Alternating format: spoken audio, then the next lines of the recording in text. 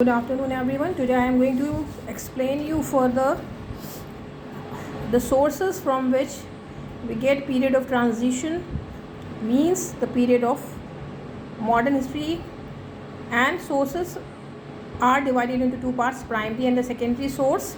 Primary sources are that sources which are been record, coins, literature, all the things of that very particular period. But the primary sources of information are those that are genuine or generated at the time of the event, at that very time. And primary sources have been classified into contemporary records, documents created during the time, contemporary at that very moment, at that very time when the event was taking place, such as letter, diaries, official documents or reports. Then we are having literary work, the literature, the manuscript, other written work from the period being studied the same time, record maintained by the British rulers or the officials that time. The British rulers were there, they have done documentation, they have done census, administrative work, and they have made the record of that period. Or the public opinion which has been known to us through the newspapers, pamphlets and other reflected views of the people during the time. Art and archaeology remain, like the artifacts, sculpture, paintings, buildings and monuments made in that time. And in this here where we are studying about the Renaissance period, Renaissance, main big artists and the painters have done their work, like Leonardo da Vinci, Michelangelo, Galileo, and everybody have worked in it for its rebirth. So there is a vast change in every sphere of life. Then audio-visual sources, photographs, films and audio records of that time. And we know very well that Michelangelo was a very big famous sculptor and painter. The Sistine Chapel ceiling, La Plata sculpture are some of his examples of his work, and he did it very beautifully. Till now it has been praised. Then the secondary sources, as per the records of that time, when the archaeologists write it down, the information, and it has been interpreted, then it is known as the secondary source. Secondary sources could be textbooks, biographies,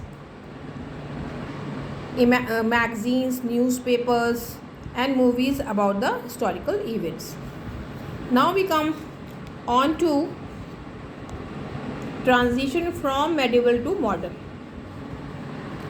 In the 15th century is considered the start of the early modern period in the European history, which lasted till the beginning of the Industrial Revolution. In the last 18th century, the early modern period in Europe started with the fall of Constantinople, capital of city of Byzantine. We have studied in the lecture description of the Jesus Christ chapter in the medieval history, which usually the students study in class 7. In 1453, by the Ottoman Turk, the movement of Renaissance has already brought it in an era of exploration. Renaissance means rebirth, which is a French term, and this French term is used in spite in Italy the revolution came, the rebirth or the Renaissance came, because it was been coined by the historians of France in the 19th century. That you will come to know. During this period there was a renewed interest in the art, science, idea of ancient Greece and Rome. Great thinkers, artists, scientists, painters, sculptors, Leonardo da Vinci, Michelangelo, Galileo made a huge contribution during this time. And I just now told you that Michelangelo is famous for his Sistine Chapel ceiling painting, and the sculptor he made La Plata. The Renaissance helped people think in a new way. They were not doing any blind faith on the church.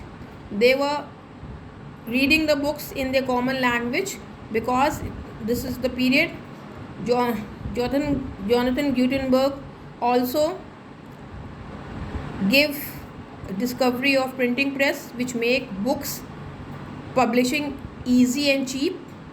So that all was being done, and like this the modern period came, or the Renaissance came, reformation or the rebirth came, feudalism came to end. As the feudal system weakened, people began moving from rural area toward the towns to upgrade to commerce and trade. Crusades, the religious wars between eastern and the western countries to boost the commercial ties with east and seek profit. Then invention of printing press, just now I told you, by Johannes Gutenberg. Invention of the printing press in the middle of the 15th century in Europe made it possible to produce books in a large number. So everybody became vigilant because of this, and they were getting the books in a cheaper price, and everybody, especially the peasants, the farmers, have revolutionized. The people in Switzerland, outside Europe, also got influenced with it.